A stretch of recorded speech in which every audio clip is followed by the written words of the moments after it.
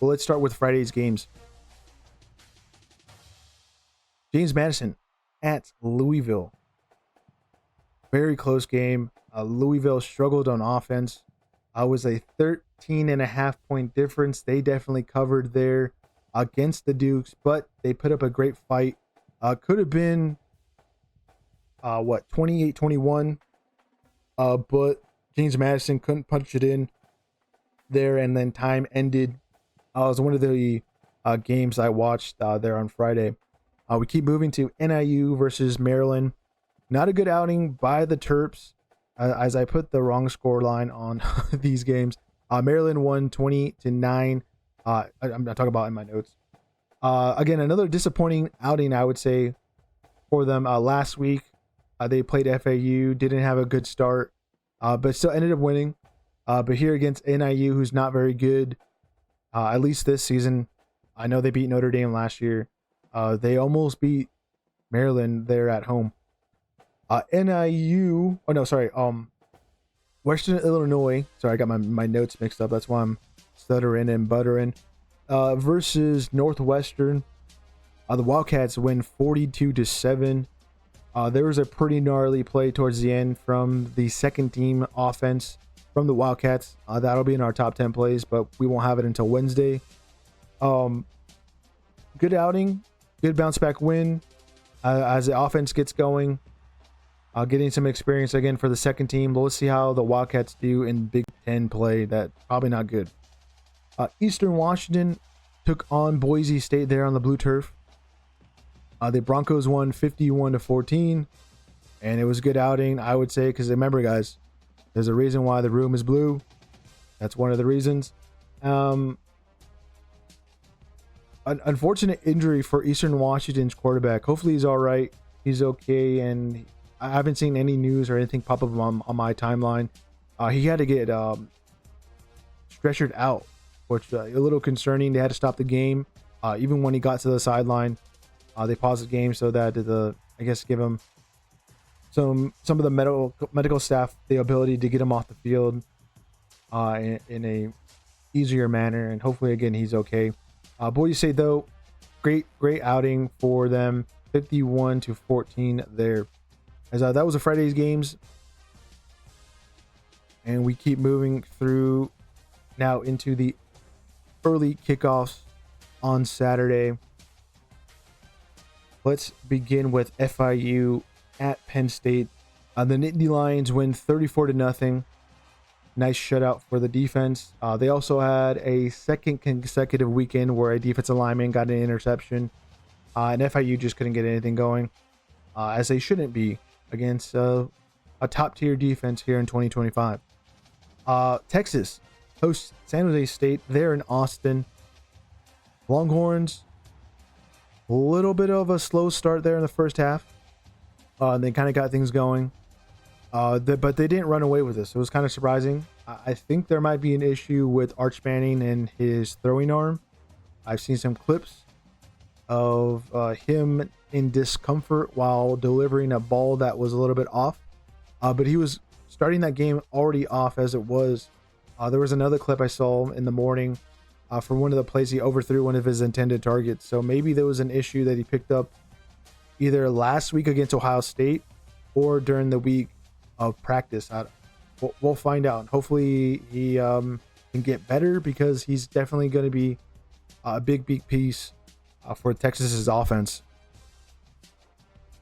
Illinois taking on Duke. This game was a -3 point difference in favor of the Fighting Illini. Turned out to not even be close. 45-19. Very impressive win for Brett Bielema on the road there in Durham. It looked like, again, it was going to be a close fight, I would say, in the first half, and then Illinois just ran away with it. I think there were some also turnovers there in the second half, and then some special teams issues for the Blue Devils that basically cost them a big loss there against Illinois. As we keep moving, Florida State took on East Texas A&M at home there in Tallahassee and blew away the unfortunate FCS visitors 77-3. Absolutely obliterated them. But as expected, because it's Florida State. I guess they got a great offense. We'll see how their season rolls on when they play outside of the state of Florida. Iowa versus Iowa State. We did our preview of that where we went in depth.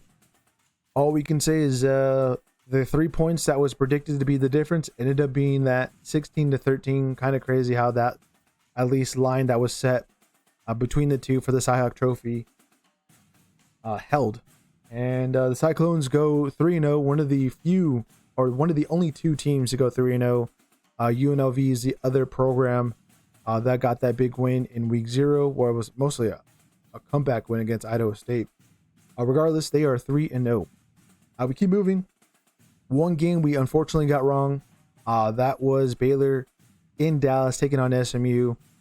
Number 11 gets upsetted 48-45 in double overtime. -2.5 in favor of SMU, which was close to being the difference of the end score line. 3 points, 2.5. Almost going their way. They definitely should have put the Baylor Bears away. They just couldn't do it. Too many home run plays, not enough sustaining drives on offense. Indiana taking on Kennesaw State there as we keep moving through these games. Wow, 56-9 wasn't close. Fernando Mendoza got things going, at least in the passing game. The stat for him, if I'm not mistaken, where is it at? He had 245 yards. Not too bad. Also, the running backs are getting things going as well. I just think it was a tough outing. Old Dominion, good program there in the Sun Belt. Just put up a good fight. This time around against Kennesaw State, yeah, they ran away with it again, 56-9.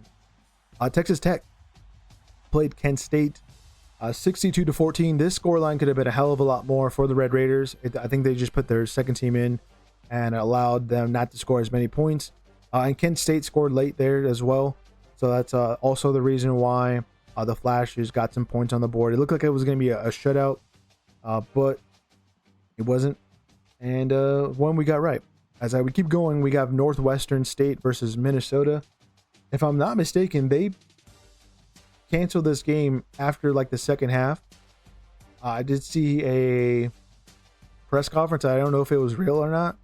I thought during this game when you saw Minnesota go up like 42-0 in the first quarter, I was like, I wonder what the end result is going to be. It ended up only being 66-0.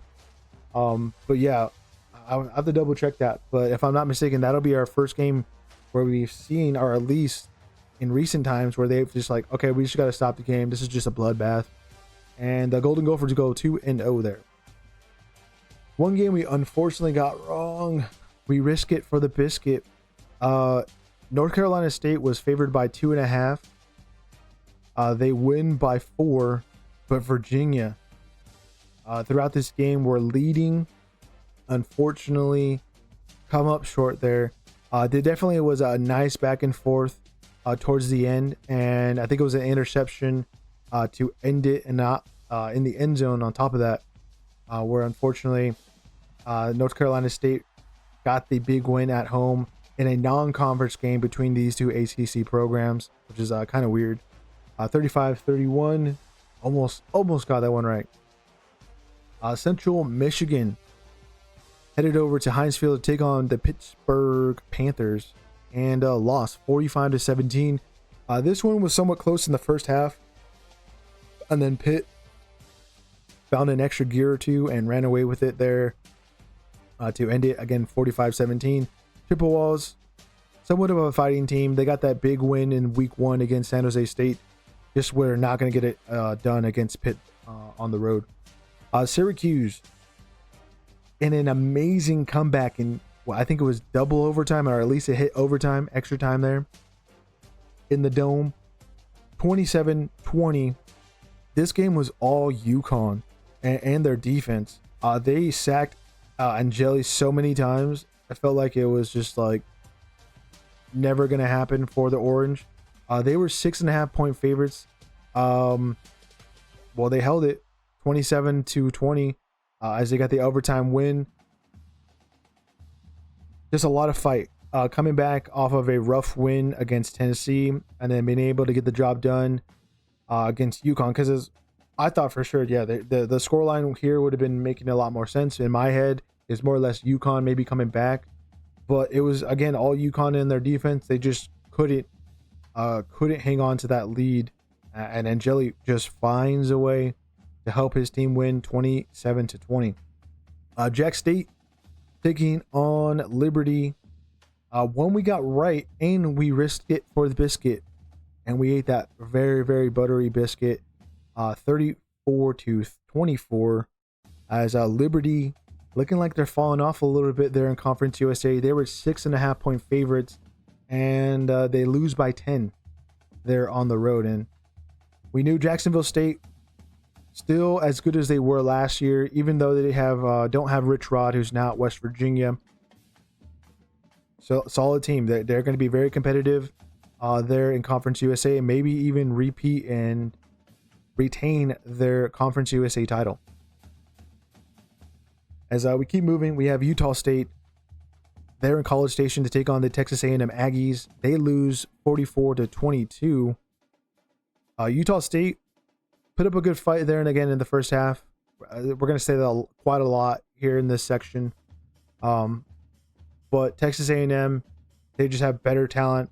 Marcel Reed, we're seeing a lot more highlights of him attacking the ball through the air. We're going to really find out how good he is or how much he's improved this upcoming weekend against Notre Dame. And again, they get that big win, 44-22 at home. As we continue, we got Wake Forest hosting Western Carolina. This game was delayed like 4 or 5 hours. They had kickoff, and then all the storms that have been happening over there on the East Coast, this one was super affected by it. They ended up winning again 42-10. I think it was a solid win for the Demon Deacons, to be quite honest with you. You have that big break there, and then you're able to come back, get things going, not fall apart somehow, some way. They almost lost to Kennesaw State the week before at home, but they get the job done 42-10. As we keep on going, we have Temple taking on Howard. Temple won 55-7. They pulled away. I'm kind of surprised of how good Temple is so far this year. But again, it's an FCS opponent. The week before, they played the very bottom of the FBS in UMass. But they're winning, and it's a good start. Let's see if they can carry this momentum into when they get into the American. Final game on the slide here, we have New Mexico taking on Idaho State. One game that we were going to take an FCS opponent for the first time in a long time, I think. And we switched it at the very end of last week's pre-snap show on Wednesday because of the news of Idaho State's quarterback being out for a pretty long time. And we're like, okay, they don't have their key quarterback. Let's flip it over to New Mexico, who had to come back in this game. They were down multiple possessions. Idaho State, without Jordan Cook, were able to put some points on the Lobos there early. But it was just the adjustments that they made there in the second half to end up winning 32-22. That was going to be 2 years in a row almost for New Mexico losing to FCS opponents, but they get the job done there at home. As we continue, we have Grambling State heading over to the shoe, not only getting shut out, but having 70 put on them. I think the only thing Grambling State won was their band. They have a pretty gnarly band, I could tell you that. Other than anything else, yeah, they just had no chance. I think Julian Sane and Jeremiah Smith set an Ohio State record, or if not, it's like second to the record for a receiving touchdown. As we continue, Austin Peay versus Georgia. Another game that got delayed. There's quite a few of these that we'll say and mention that they got delayed. This one had that delay, and kind of the reason why it was only 28-6.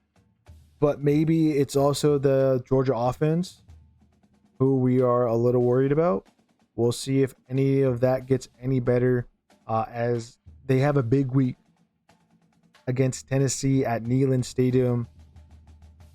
On the road against the Volunteers, that's a big SEC game. We'll talk about that on Wednesday's show. Oregon hosted Oklahoma State. Now, this game we did in the off season for our previews and like kind of being a big matchup. And then once the season kind of got closer to us, it seemed like Oklahoma State was just going to be as bad as they were in this one. 69-3. Decorian Moore, that guy is just going to be something special throughout this season. Dante Moore, even better at quarterback than I thought he was going to be.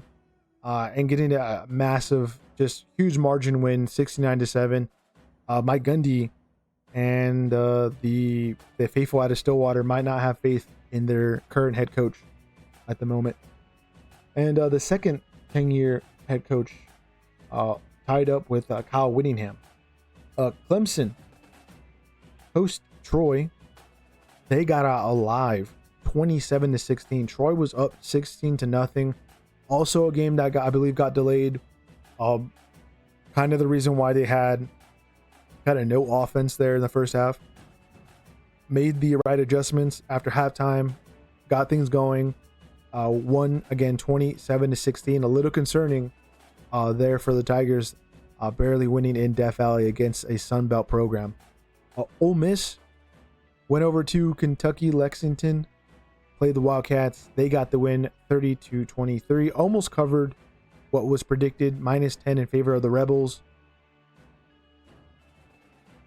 Yeah, Kentucky, they're going to have a lot of problems, I think, on offense going forward. Even though they scored 23, Mark Stoops going to have some signature wins to probably keep his job going into next season.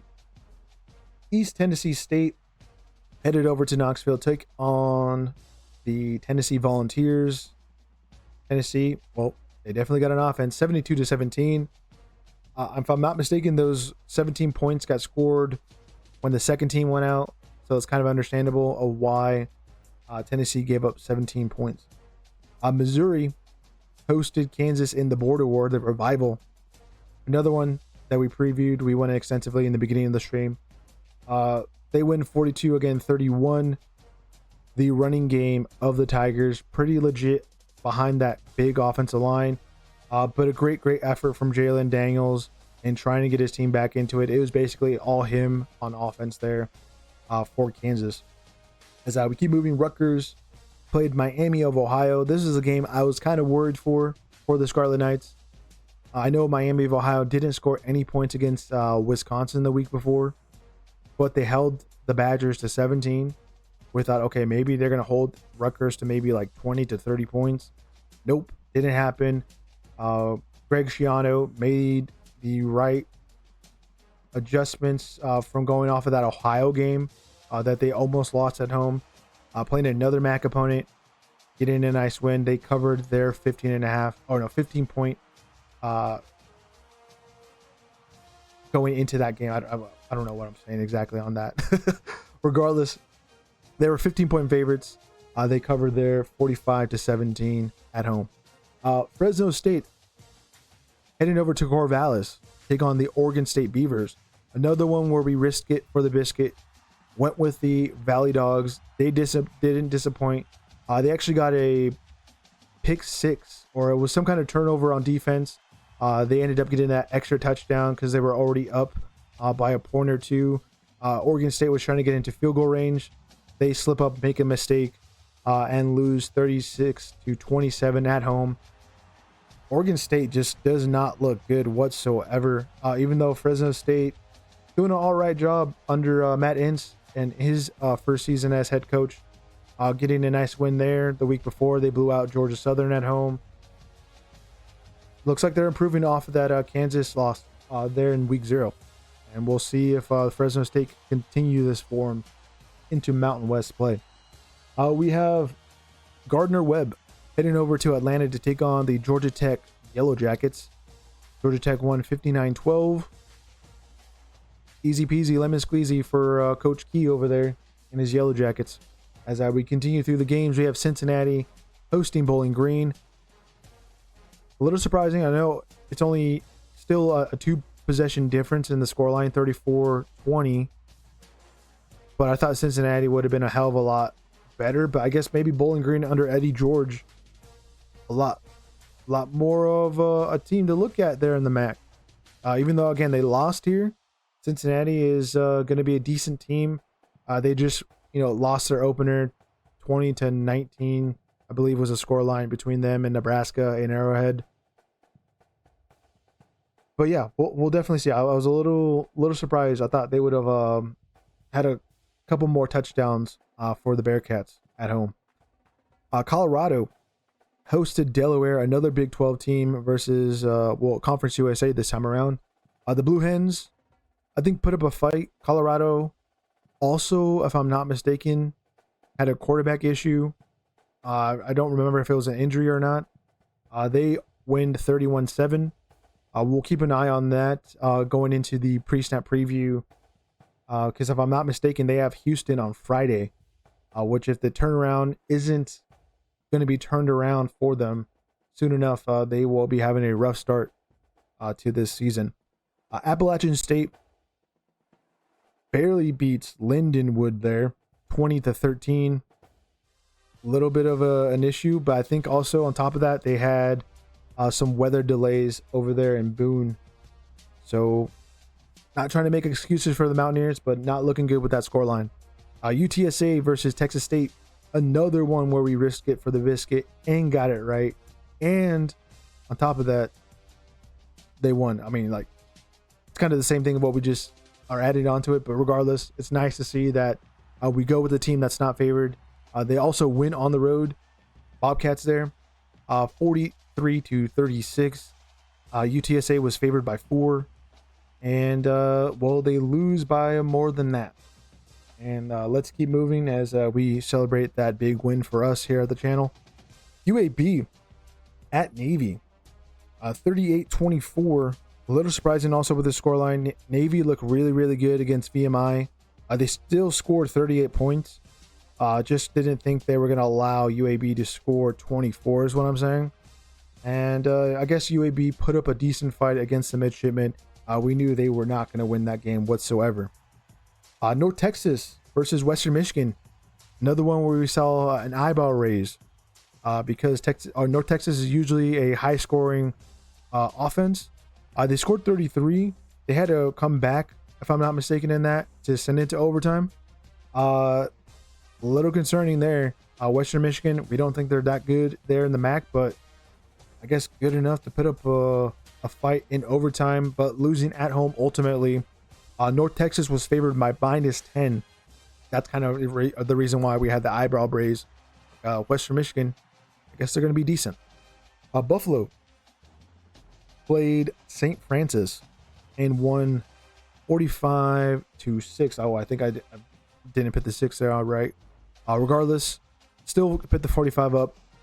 Buffalo bouncing back off of an opening season loss. I think it was a Big Ten school, Minnesota. That's who they lost to last week. That's right. At least they bounced back, go 1-1 going into week 3. Bryant, I guess, gets the upset against UMass as the Minutemen, they're very bottom of the FBS, to be quite honest with you. 27-26 in that comeback win. I think their soccer team also beat UMass in the same day, which is kind of interesting. And I think that was also considered an upset for that sport. Regardless, Bryant, one of the few FCS programs to get a win over an FBS one this past weekend.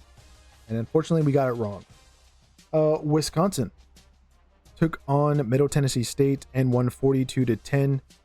The Badgers offense, they got rolling there, not allowing Middle Tennessee State back in it. I think this game was only 17-10 at halftime, and then the defense kicked it into another gear and ended up winning again 42-10. It was a little concerning the week before, only scoring 17 points against Miami of Ohio. So we had that, but also Middle Tennessee State lost to Austin Peay in not so good a fashion. They were basically down that whole game. Should, I think, have been a little bit more. Middle Tennessee State shouldn't be scoring 10 points, even though that's not a lot, but it is what it is. We'll keep moving as Wisconsin takes on Alabama this upcoming week. One that we unfortunately got wrong. We were a little surprised with the line, and maybe we should have saw that as like a sign of like Ohio was going to have a decent chance. But West Virginia on the road goes over there to the Bobcats and lose 17-10. No offense whatsoever. I don't know what's going on with Rich Rod. I got to go and watch the highlight. I didn't get a chance because there's so many games that we cover here again. But that's a surprising one to see the Big 12 go down to a MAC team. But technically, I think last year, Cincinnati lost to Miami of Ohio. It might have been the year before that. And then Iowa State lost to Ohio a couple of seasons ago too. So Bobcats just super competitive. They have a great quarterback in Parker Navarro. They're always putting out quarterbacks. I don't know where they were getting these guys from, but that coaching staff has just a great eye in finding talent at that position to put them in good spots to win games, and that's what they did this past weekend at home. As we keep moving, we have Northern Iowa playing Wyoming. Northern Iowa lost 31-7. Cowboys, so far some good defense, only scoring 31 points. The week before, they played Akron and won 10-0 on the road. They start off 2-0.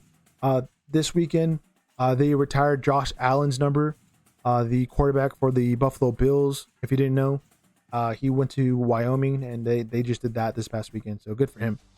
USF is up next. They played Florida in Gainesville and get a massive upset, 19-16. I just did not see this one coming. The Gators were favored by 18 points and lose. I knew that they weren't going to cover that 18 points, but I thought they would have had enough in them because, you know, Billy Napier is such a good head coach and recruiter that he would have had enough talent on his squad to beat South Florida. But no, they kept on fighting the Bulls. That's who I'm talking about there. And got a big touchdown to get ahead. And then, if I'm not mistaken, Florida got a field goal to make it 19. Oh no, it was like 16-15 or something in and around there. And then USF got a field goal to win it. And that's just crazy. Just crazy stuff there in Gainesville. But we're not surprised. Nothing new. Well, we knew Florida was going to be losing some games during the year that they weren't supposed to be losing. This is one of them. But yeah, we're kind of glad also we didn't have them ranked whatsoever. We kind of thought it was a little insane. A little bit too much stock throughout the country in the media in DJ Langway. I know he's a very talented quarterback, but you got to look at all the pieces around them and the defense. It is what it is. Again, not surprised. Arkansas hosted Arkansas State 56-14 against that in-state foe. A great win for the Razorbacks as they will be hosting Notre Dame in a couple weeks here, and they need to have some good prep work for that contest against the Irish. Nevada played Sacramento State. They barely win 20-17. I was very surprised with the scoreline. I thought the Wolfpack would have whooped Sacramento State's cheeks. They didn't. I think they had to come back at one point in that game and win 20-17. Doesn't look like year two under Coat is going to be so good, especially once they get into the Mountain West. They already started off really rough in Happy Valley last week against Penn State, getting just, again, their cheeks slapped there against the Indy Lions. But you would have thought they would have bounced back, had a more than one possession win over this FCS team that was already struggling against some other teams at their own level. So Nevada not looking good so far here in 2025. Jackson State headed over to Southern Miss, and they lost 38-20 against the Golden Eagles, who get their first win of the season there. Not too bad. I think also they might have had a delay, if I'm not mistaken, Regardless, Southern Miss gets the job done. As we keep moving through the games here on the Saturday slate, we got Cal Poly San Luis Obispo heading over to Salt Lake City to take on the Utes of Utah and lose 63-9. Utah has not only an offense, but they got a defense. And that's a team you just got to look out for. This might be what Kyle Whittingham has been wanting out of his Utah program for quite a while. I think the last 2 seasons have been kind of bust. But here in 2025, they are a pretty legit team, I would say. And again, they win 63-9. I don't think they really play anyone too serious in the next couple of weeks. I know they have Arizona State at home. They got Kansas State at home, even though Kansas State doesn't look so good themselves because they lost this past weekend. And we'll get to that game over there. But they're going to have a lot of demolition jobs throughout this season. And we just witnessed another one from the Utes. Cal hosted Texas Southern there in Berkeley. And those Berkeley Bears up in Northern California, they play football. And they're playing football pretty well, going 2-0 now, 35-3 over that FCS opponent. Nice job for that young quarterback and new coaching staff there, again, up in Cal. Marshall, how dare you? How dare you, you thundering herds over there. Losing 21-20. We picked you. You're 9.5-point favorites. You lose by 1, 21-10 to Missouri State. The new boys to the FBS, who also get their first win at this level, also against an FBS opponent. Just what is going on? But on top of that, when we really think about it, they lost a bunch of players to the portal and their coaching staff. So it's starting to make sense there. 21-20 to Missouri State. As we continue on the slide, we got Old Dominion getting their first win of the season, 54-6 against North Carolina Central. Monarchs finally getting things going their way. We'll see how they progress through this season. I think there might be another competitive team in the Sun Belt in 2025. East Carolina hosted Campbell and won 56-3. Another blowout to mention. And yeah, they get their first win. Unfortunately, coming up short against North Carolina State the week before, but they are now 1-1. FAU host Florida A&M 56-14. They also get their first win. Pretty good fight last week against Maryland. This time around, they get the job done and go 1-1, 56-14 there. Miami hosted Bethune-Cookman. The Hurricanes didn't lose a step. They didn't slouch against this FCS opponent. They win 45-3. Obviously, they got the big win last week against Notre Dame at home. They do it again. This time around, not too much of a challenge. The real tests for the Hurricanes are the back half of the season when they're on the road and going up at an opponent that they should be beating. That's going to be the real big thing. But technically, this upcoming weekend, they got USF, who just had that upset against Florida. So that's a big game going into week 3 that not a lot had on their bingo card. Is that what the kids are saying these days? Who knows? Anyways, not San Jose State. South Carolina hosted South Carolina State. This one had a weather delay, so maybe that's the reason why it was only 38-10. South Carolina, they should be all right. I don't really think I saw any crazy news from this, just that there was a weather delay. I didn't get to see the highlights. But Lenore Sellers is going to be doing Lenore Seller things later on this year. They have their first SEC game against Arkansas for week 3. So getting ready for that. North Carolina versus Charlotte. This was one of the 3 we messed up on the graphic. So we just rolled with our punches. Ended up getting it wrong. It's totally fine. But the 49ers put up a decent fight. It was only 20-3. Bill Belichick gets his first win as a college head coach.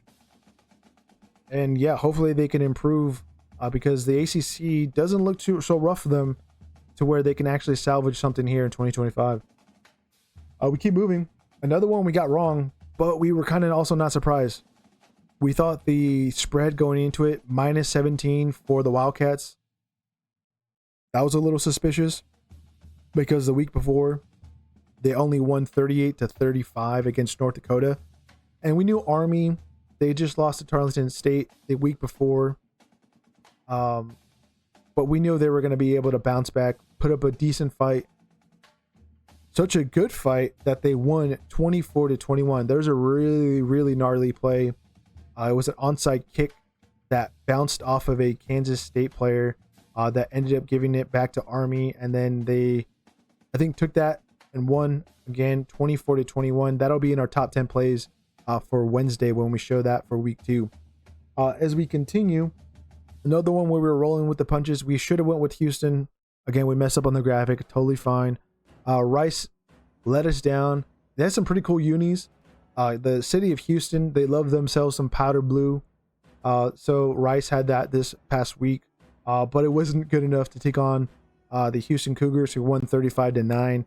The city of Houston belongs to the Cougs. And we keep moving. UCF took on North Carolina A&T. The Golden Knights won 68-7. Big win because there was another weather delay there, I believe, in Orlando. But it wasn't enough. 68-7. Western Kentucky headed over to Toledo, Ohio to take on the Rockets. They get their first loss of the season against that Mac Nation school, 45-21. One that we also got right. A little risky there because Western Kentucky has looked pretty good so far this beginning of the season, and just wasn't good enough. Their quarterback MacGyver and their key receiver Henry were just basically shut down.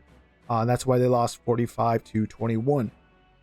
Next up, we got Colorado State rocking the vintage Aggies logo that they had from years past this past weekend and barely won 21-17. That was just an ugly game for the Rams at home against their in-state foe, Northern Colorado. Also a little worried for that program going into Mountain West play. They look even weaker than years prior. As we keep going, we have another one that we messed up on the graphic, but we rolled with the punches. Memphis won 38-16. We would have went with Memphis. We should have went with Memphis. Just got to double check the graphic next time, and we would have got it right. We added 3 losses to our 16. We would have went 70-13, but instead we went 67-13, or no, 67-16. It is what it is. We'll keep moving. Tulane barely survives against South Alabama. Was one of our newly ranked teams going into week 2. They didn't lose, but a little concerning, as that's the battle for Mardi Gras is what that game is being labeled. I kind of like it. I don't know if I want some more of it because Tulane almost lost there on the road, but they get the job done. They are still undefeated. They have a big game this upcoming week, and I'm forgetting who the hell they're playing off the top of my head. We'll talk about it on Wednesday though. They have always have an interesting schedule in the non-conference. As we continue, the second FCS team to get a win this past weekend over an FBS opponent, that would be Long Island University, headed over to Eastern Michigan and winning 28-23. This was very similar to last week's game between Austin Peay and Middle Tennessee State, where the FCS team looked like the FBS program. And Long Island gets a nice win as they bounce back off of a loss in Gainesville the week prior. Eastern Michigan going 0-2. Not a good start over there. We'll see how the Eagles look like. They might be one of the worst MAC teams this season. As we go into the late afternoon games, we have 2 more slides left for the recap here. It's one of the biggest sections that we cover. The games will get a little bit less and less as the weeks roll on. But we have Louisiana Tech playing LSU 23-7. Again, it's the year of the defense. LSU has a pretty good defense, but the offense, I don't know what's happening over there. Looks like the Bulldogs of La Tech put up a good job in stopping the short stuff that LSU likes when you don't give them anything, and they just cause a lot of trouble. They definitely weren't going to win this. It was always going to go LSU's way because of their defense, and that's the way that happened. 23-7, just a little surprising. And then if I'm not mistaken, this one also had a little bit of a delay to it as well. Although the crazy weather over there east of the Mississippi. As we continue, even though I think it's right on them. Yeah, I think that's technically east of the Mississippi because like New Orleans is right there on the tip, and like Baton Rouge is like in that weird little pocket of Louisiana. Mississippi State gets the upset win against Arizona State. Number 9 goes down there in Starkville. We did our more in-depth review of that game, but it was again home run plays, not efficient enough from Sam Levitt. Too much of him going after Jordan Tyson, his go-to target. Needs to be able to distribute the ball going forward to other receivers and tight ends, running backs. But big win for Mississippi State. They had a really rough year last year, going 1-11. At least they have something to look forward to. Got a big win. Still think they're going to be towards the bottom of the SEC, which is not a good thing for the Big 12 if that happens. This win or this loss for the conference in the long run is going to look really bad towards the end of the year when everyone looks at resumes. And Arizona State unfortunately falls. Oklahoma defended their home turf against Michigan. They were favored by 5. They covered that. Disappointing for us because we weren't with the Road Dogs there. I mean, we kind of had that also as our nickname here on the channel. But yeah, Michigan just couldn't take enough risk early on to get anything going, capture any momentum there in Norman. And the Sooners once again defend the Palace on the Prairie, 24-13. Auburn wins 42-3. They blow up Ball State. Business as usual. We'll talk about a little bit more of the Tigers when we talk about our top 25. Vanderbilt beat Virginia Tech, and Hokies just disappointing us this past weekend. They lose 44-20. Diego Pavia, I guess we just got to pay attention and respect the Commodores continuing into 2025 like they did in 2024. Akron headed over to Nebraska and lost 68-0. They have yet to score any points here in 2025. Nebraska go 2-0. They have Michigan in a couple weeks here. We'll see how that all happens for the Cornhuskers. USC hosted Georgia Southern. They win 59-20. I think those points came later for Georgia Southern. So it looked like second team play for the Trojans, which happened the week before when they played Missouri State and put 73 on those poor souls. Still have to see what the Trojans and Lincoln Riley have to show for later down this season. They have an interesting test against Purdue this upcoming weekend, but we'll talk about that more on Wednesday. Michigan State wins 42-40 against Boston College in double overtime. And they get their first win over the Eagles since 1996 when Nick Saban debuted as their head coach. A good win for Jonathan Smith. Double overtime. Boston College went for 2 after they responded. Failed that 2-point conversion. Michigan State, they convert. They get the big win there at home. And so far, a good start. Boston College, though. Come on, guys. Come on. When we pick you, at least come through on that. As we are moving through to Southern Illinois, taking on Purdue. The Boilermakers win 34-17. Not so impressive of a victory there, to be quite honest with you. We just talked about Purdue hosting USC in week 3. And we'll see how that all happens. Maybe it's one of the games that we go a little bit in depth with the previews, but there's a big slate of games to talk about for this upcoming weekend. Just got to wait till Wednesday. Coastal Carolina played Charleston Southern and barely won 13-0. And dude, what is happening over there in Myrtle Beach?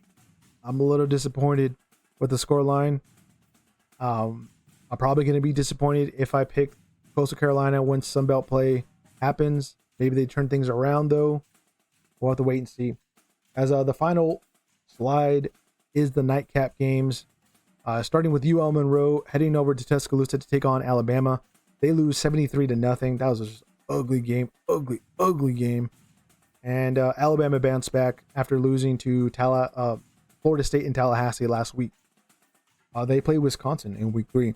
UNLV, we risk it for the biscuit as they weren't favored against UCLA there. UCLA was favored by 2.5. The Running Rebels win 30-23. They don't disappoint. And they are the only other team besides Iowa State to go 3-0. The Raging Cajun, UL Lafayette, hosted McNeese State, and they won 34-10. Let's keep moving because I didn't really see anything from that game anyways. New Mexico State got a big win against Tulsa. The Golden Hurricanes were favored by 4.5 and lose 21-14. Aggies go 2-0. Tulsa. They're going to be dog water just like they were last year, it looks like. And also losing to another Conference USA team. 2024, they played Louisiana Tech. Lost with a walk-off field goal, if I'm not mistaken. And then they go down to Santa Fe, New Mexico, and lose to the Aggies there, 21-14. We keep moving into our Nightcap Games. We have Arizona beating Weber State. Should have been 48-3. It looks like Weber State got a field goal there at the end. I just didn't put it there on the graphic, but regardless, still got the 48 there. Got it right. Arizona not struggling against an FCS opponent. So far, so good, I would say. But it is only Weber State the week before Hawaii, who had not 100% Michael Alejandro. But nice to go 2-0. They have Kansas State in a non-conference game there in Tucson for week 3, so they better get things going to go 3-0 if they want to consider themselves legit. San Diego State versus Washington State. This game was a -1 in favor of the Wazoo Cougs, who barely got out alive for the Battle of Palouse against Idaho the week before. Their offense got going.